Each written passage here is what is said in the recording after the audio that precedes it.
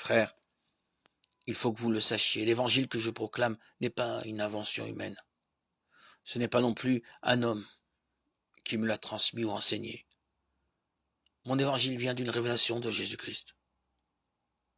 Vous avez certainement entendu parler de l'activité que j'avais dans le judaïsme.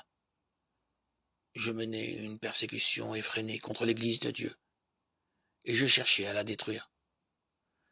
J'allais plus loin dans le judaïsme que la plupart des gens de mon peuple, qui avaient mon âge, et plus que les autres. Je défendais avec une ardeur jalouse les traditions de mes pères.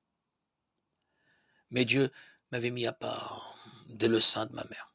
Dans sa grâce, il m'avait appelé.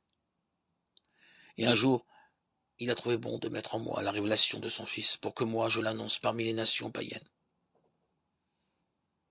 Aussitôt, sans prendre l'avis de personne, sans même monter à Jérusalem pour y rencontrer ceux qui étaient apôtres avant moi, je suis parti pour l'Arabie. De là, je suis revenu à Damas, puis au bout de 3 ans, je suis monté à Jérusalem pour faire la connaissance de Pierre, et je suis resté 15 jours avec lui.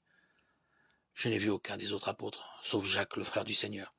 En écrivant cela, je ne mens pas, je vous le déclare devant Dieu. Ensuite, je me suis rendu dans les régions de Syrie et de Cilicie.